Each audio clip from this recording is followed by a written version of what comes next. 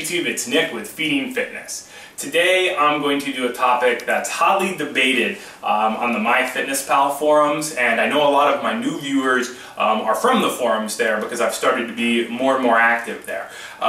So this video is specifically for you guys, but it applies to anyone.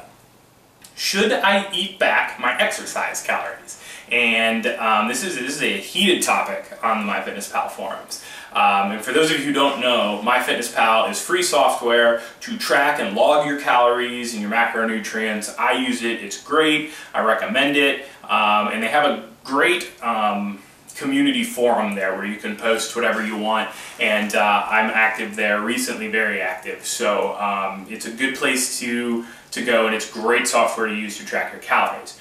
But so what do I mean by should you eat back your exercise calories? Well, anyone who uses MyFitnessPal, or I think most of the food calorie logging software, they give you an option to input the exercise you do. And it'll estimate how many calories you've burned, and it will add that into your daily calorie allotment. Basically meaning, if you burn 500 calories doing cardio, you earned 500 extra calories to eat that day. And some people love this method, but I will tell you why I do not like it. Alright, first and foremost, this method is set up so that your starting calorie goal does not include your workouts. So MyFitnessPal will have you choose if you're sedentary, lightly active, very active, so on and so forth. Well, I consider myself to be moderately to very active if you count my exercise.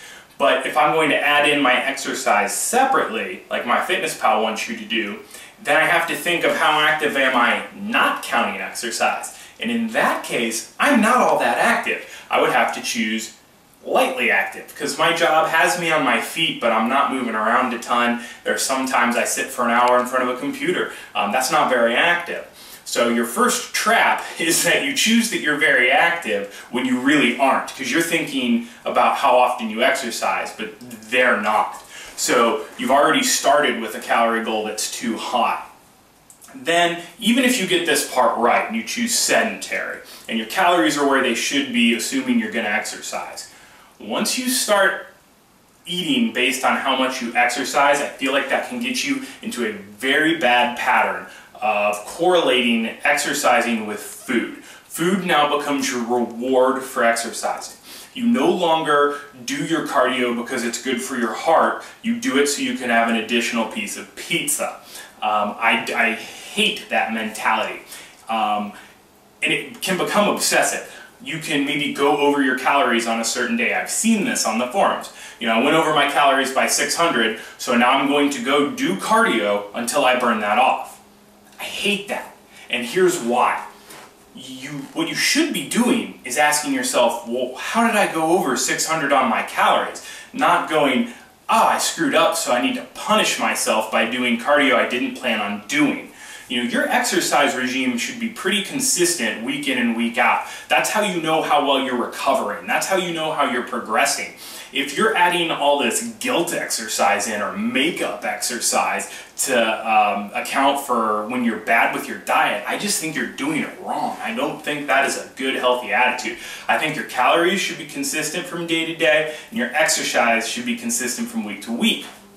Once you start playing the game of I'll exercise as much as I have to make up for how bad I'm eating, it's just, I really don't like that. I think you guys can understand how that can become a big problem. Some people can get to the point of obsession where they feel like they need to exercise away anything they eat that they didn't plan on eating.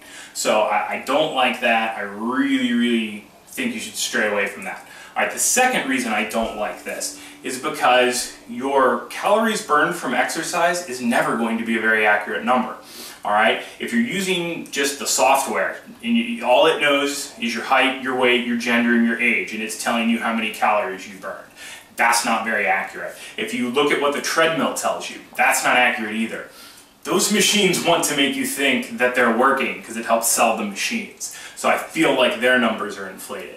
Now if you get a fancy heart rate monitor, you're going to get a better count, but it's still not going to be dead on accurate. I don't like using that.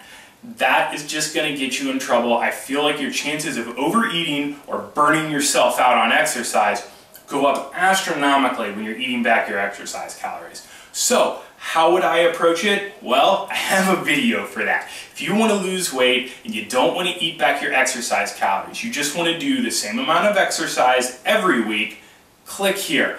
This video will tell you how many calories you should be eating, what your macronutrients should look like, and it prevents you from having to worry about exercising in order to have enough to eat, because I just don't like that. You should have enough to eat and then exercise because it does good things for your body. That's really all I have to say. Please let me know what you guys think about this. Comments down below or over at the Facebook page at facebook.com/feedingfitness. And before I go, there is one small point I do want to make.